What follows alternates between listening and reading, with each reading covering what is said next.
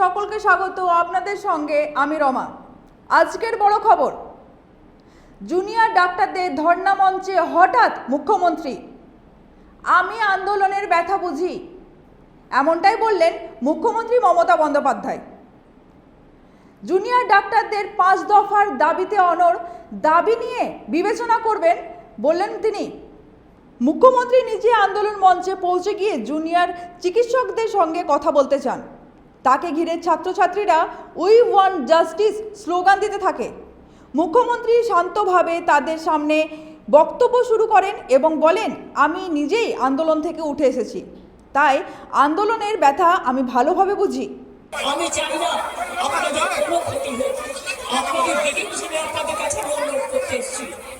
আমি মুখ্যমন্ত্রী নই, আমি মুখ্যমন্ত্রী হিসেবে বলতে আছি কি, আমি আপনাদের দিদি হিসেবে বলতে এসেছি, যাতে আপনারা না ভাবেন হ্যাঁ আপনি চিকিৎসা আছেন।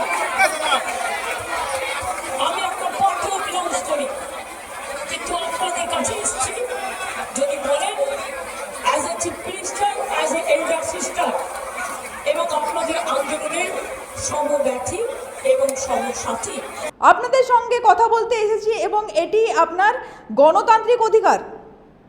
5 মিনিট সময় দিন, আপনাদের আন্দোলনকে আমি সম্মান জানাই।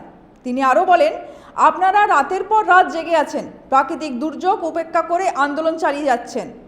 আমি আপনাদের এই অধ্যবসায়কে কুর্নিশ জানাই। আমি আপনাদের দাবিগুলো গুরুত্ব দিয়ে বিবেচনা করব এবং অপরাধী কেউ থাকলে তার বিরুদ্ধে অবশ্যই ব্যবস্থা নেব। মুখ্যমন্ত্রী উল্লেখ করেন, অনেক মানুষ হাসপাতালে মারা যাচ্ছেন, আপনাদেরও দায়িত্ব রয়েছে। আমি রোগী কল্যাণ সমিতির প্রিন্সিপালদের সঙ্গে কথা বলবো এবং সমস্যাগুলি সমাধান করার চেষ্টা করব।